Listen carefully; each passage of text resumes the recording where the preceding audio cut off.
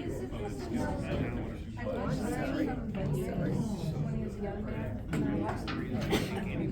you need to stop? Nope. It's on. Welcome. It's not on. Can you hear me? Oh, yes. Okay. Hello and welcome to AZ Wordsmith's Prose Open Mic.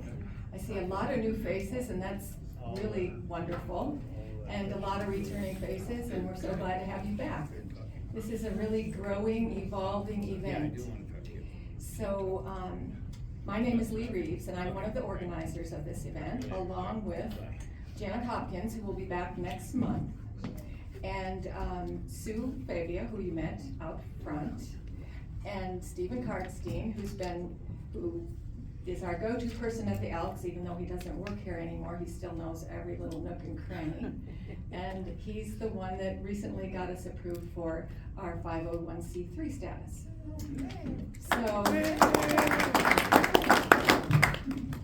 So our intention here is to create a hospitable, fun, interesting, supportive environment for people to read their work. And to offer networking opportunities for writers who want to get to know each other and share some of their ideas. It's a chance to be entertained in the old-fashioned way, to put the screen away, and I'll help you with that screen in a minute. To be in touch with eyeball to eyeball and see people and hear what they have to say. So it's a great balance to our lives that are so screen-centered. We begin with our featured author, and after that we will draw names from those of you who have signed up. You have up to 10 minutes to read. We now have a timer that will be up, and so you can peek at that as you're reading. And you know, you can pick up the pace. You're on the clock. We made it, yeah, we got a little larger one this time, hopefully it'll work. Because you may have noticed, we have a lot of readers. And we want to make sure that everybody gets a chance, but there's no guarantee anymore that everyone will get a chance. Like last time, I didn't get a chance. So I'm gonna go first after our guest speaker. And so if you don't get a chance to read, because we can't go to midnight tonight, you will be first in line if possible, if you're here for the next month or whatever your next time you attend is. We will have a brief intermission in the middle. Be sure to introduce yourself, and if you need to give a bit of context, go ahead and do that. It does count as part of your 10 minutes. I'm starting to be like a time police here. And I want to remind you, you're standing before a friendly audience. There's no need to apologize or make any excuses before you read or anything about your writing, like, oh, this is just something I'm not sure about. You don't need to do that. Just get up there and read it. And we do encourage audience members to applause. And a reminder to put these things away and silence them. So, Shelley. Thank you. Oh, right. They're usually sitting right here. Okay. It's interesting how this side of the room, I'm sure there's some psychology to that, but it's completely full. And there's actually, anyway, nobody wants to sit by me, but anyways. So, Shelley, I didn't check how to say your last name. Chelly Bolger Wathen. Okay, Shayla Bolger Wathen is our speaker tonight, our guest reader. Shelley loves dogs, both her own and shelter dogs. When she adopted Shayla, a special dog from an orphanage in Ukraine, Shelley's world was forever changed. She found inspiration in Shayla's life, the orphanage staff and the children, and the unwavering courage of the Ukrainian people amidst a war. Shelley will read from her soon-to-be-published book, Shayla's Adventure. Can we call it a sequel to your first book, Shayla and Friends? Yes. Let's give Shelley a warm welcome.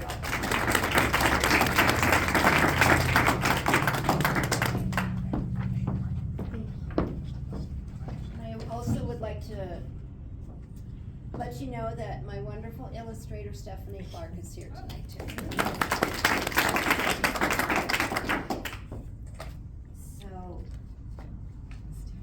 This was the first book of Shayla's Adventure, which has now morphed into a rewritten version with a few extra little twists of Shayla's Adventure, Finding the Light in the Darkness. Sorry, this is a bad copy, I don't think, but. can people hear? No, they can't hear. I'm real sensitive. I mean, if you come to a reading, you have to be able to hear, right? So we're gonna be Yeah. strict about that. There we go. So, just to give you a really quick little bit of background, Shayla was born in Ukraine, as she said. She grew up at Father's House Orphanage. Roman, who was head of Father's House and raised these children, he was scheduled to be the youngest medical professor in Ukraine. He gave it all up when God saved his marriage. He said, I'm gonna give back to you. He started seeing all these kids in Ukraine. He built an orphanage, which has become a model in Ukraine, so. But this one is more of a kid's story where Shayla meets a little orphan boy named Ashok, and they're pretending to be pirates at the ocean. My name is Shayla. I am a German Shepherd dog with the spirit of a brave wolf. My story begins on the harsh streets of Ukraine, where I once roamed as an unwanted young puppy. Just one more stray in a sea of forgotten souls, homeless and alone. Life was a daily struggle for survival, trying to find food to keep my body strong, while my heart was sad. But deep down, I sensed that I was not truly alone. God's presence surrounded me, and knowing this strengthened my weary spirit. In those lonely days, one dream kept me going, that one day I would find my forever home and family, a place where I would belong. Fate intervened one magical day when I met a young Ukrainian boy on the road. He was all alone, but seemed to be enjoying playing make-believe games, climbing trees, and investigating the world around him. Hi, my name is Ashok. What's your name? The boy asked, eyes wide open. The first person who wanted to talk to me. He was curious and friendly. Somehow we understood each other's language. This child's toothless grin revealed innocence and vulnerability. He smelled of stinky socks, sweat, and food crumbs. My favorite scents. I had never trusted a human before, but Ashok was different. He was my size, and I sensed his adventurous spirit. Hello, Ashok, I replied, my tail wagging. My name is Shayla. You're pretty. I like your white tail tip. Wow, someone thought I was pretty. Do you belong to someone? He questioned, grinning at me. No, I'm a stray orphan, alone, and so sad. I am too, he admitted. Wow, another orphan, struggling but surviving life's challenges like me. He asked, hey, do you want to play with me? I have this old ball I can throw for you. He didn't need to say anything more. I jumped right into playing with him, no hesitation. You just throw that ball, kid. I'll catch it. My whole body wiggled as I crouched into a play bow, ready for him. We played ball, then he took off his shirt and we played tug with that, each holding onto our end tightly. Moments turned into an hour of play as we laughed, and he was kind to me. We sat side by side for a while, just watching the world go by. I felt connected to Ashok as we looked into each other's eyes. We both felt that ache of loneliness and desire to share our world together. Too soon, Ashok said, I need to go home, Shayla. I stared as he started to walk away, not wanting him to leave. I felt sad and alone again. My body trembled with cold. Did I do something wrong? But soon he stopped walking and turned towards me. Hey, Shayla, would you like to go home with me? I live at Father's House Orphanage, and Father Roman takes care of us kids. He's a kind man. I'll ask him if you can stay with us and join our home. Well, I didn't know what an orphanage was, but I knew I did not want to be home. I did not want to be alone again. I longed to be part of the pack. I was curious and so hungry. Yes, Ashok, I will follow you home and be your friend. I wondered where this new road would lead me. So Shayla goes home with Ashok and they become buddies there at the orphanage. And one day they are at the ocean and they're dreaming about being pirates sailing the high seas. As I caught the scent of sweet sea spray, dreaming of another life, I asked Ashok, "What's across the ocean?" He had no answer to my question. Little did I know that the answer to this question would soon change my life forever. Soon this question turned to more important questions like, how could an orphan kid and dog change the world? What's truly important in life? Ashok asked me once, "Shayla, what do you want to be when you grow up?" I paused and thought, I want to be kind and try to do the right thing whenever I can. But how do you know what the right thing is? He questioned. I remembered the life lessons I learned from watching Father Roman.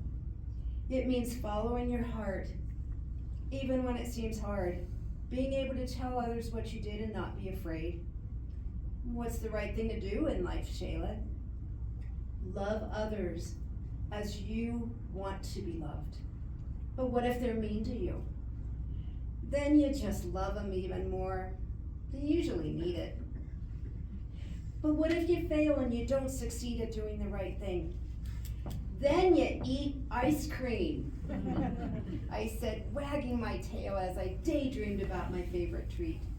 Eat ice cream? What, does that really work? He asked. Every single time. So if I get you ice cream, it'll make us succeed? Maybe. Let's try. So they set off in search of the ice cream. Ashok said, "I think there's a little ice cream shop nearby. Let's go find it." We started walking along the shoreline, but the longer we walked without finding the shop, the more we worried. Soon we realized we're lost. Two orphans in search of ice cream. Not only were we lost, but the sky was growing darker. No ice cream shop. Nothing we recognized.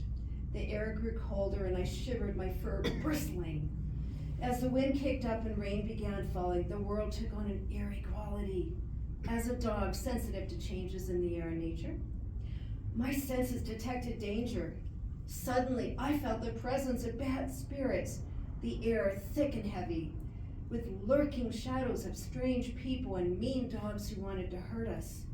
Each flash of lightning seemed to reveal strange, dark, mysterious shapes. I knew that as a dog I would pick up on scents that Ashok could not. I did not say anything as I didn't want to alarm him further. Perhaps it was just my imagination. But then I looked at Ashok. His eyes were wide with fear. I thought I heard footsteps approaching behind us. We both sensed the danger now. Ashok started to cry. Did you hear that? He whispered, his voice trembling. "Oh, Shayla, we're lost and I'm scared. Where do we go?" I thought of how Roman had reassured me when I first went to Father's house. Now it was my time to comfort Ashok. I moved closer to warm his body and licked his cold hands. But all I could say was, "We'll find our way," and hope that I could reassure him. I looked around desperately through thickening dark clouds. Then I spotted a tall building nearby I had not noticed before, light shining from its beacon. "Let's go there, hurry!" I yelled, hoping to be heard against the raging wind. This lighthouse seemed to call us, whispering stories of countless storms weathered and lives saved. We sped toward the lighthouse, rain pelting my fur, not daring to look back behind us. Ashok turned the doorknob, and the door swung wide open, revealing a dim interior. He held his breath, then called out, "Hello?" His trembling voice echoed through the empty house. Nobody answered. We stepped inside to dry off and try to warm up, huddled together, hearts racing, seeking refuge from the storm and whatever else was outside. Ashok's tears mingled with raindrops, and I nuzzled his cheek. "We're safe now," I whispered. The rain tapped a soothing rhythm on the roof, and I closed my eyes, imagining Roman's soothing voice saying, "You'll find your way, little one. Trust the light." As the night wrapped us in its mysteries, and the lighthouse stood guard, I trusted in the light shining through the darkness. And they rest for a little bit. And then when we awoke, the fire was still burning, casting a soft glow in the room, though we still heard the wind and rain raging outside. I thought I heard footsteps in another room, and I began barking, my ears erect. Who is there? Ashok and I moved closer together to protect each other. Then an old man stepped out of the darkness and into our little world, approaching Ashok. I instinctively growled lowly as this stranger walked towards my boy.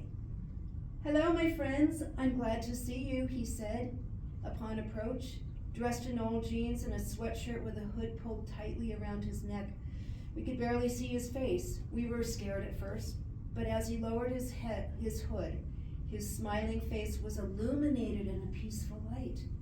His eyes, soft blue, held a kindness that warmed the room. For a moment, I thought I remembered this man from another time in my life. Ashok asked, "Who are you and what is this place?"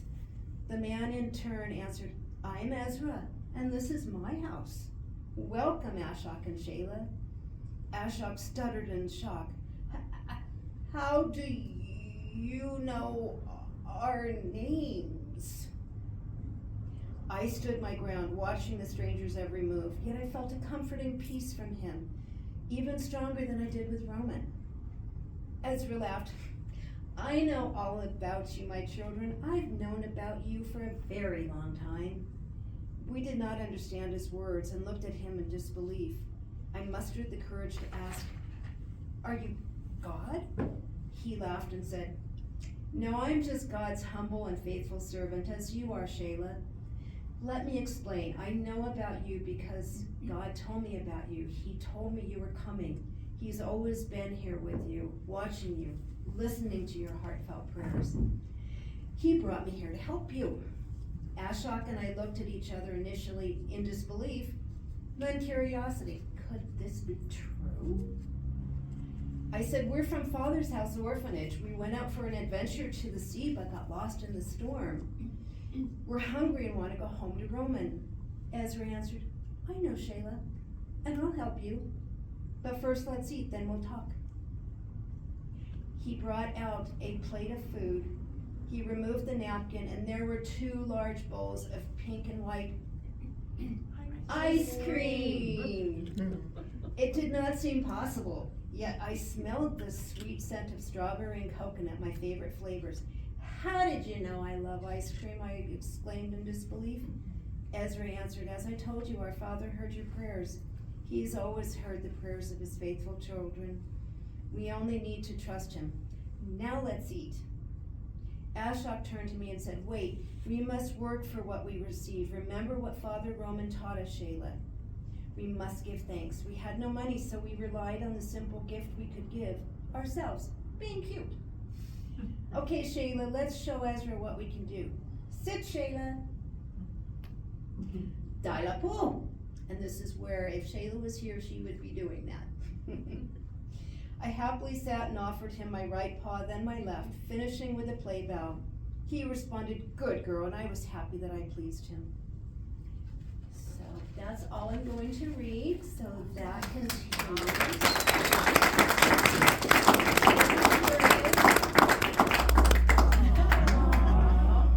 That's Shayla. Give me just a second. Here, Chelly, give me just a second so I can get a picture. Oh, Sorry. Oh, no. okay. Hang on. Well, you can do back there. You can do that there, yeah. Yeah. Sorry. Thank you. Or you could get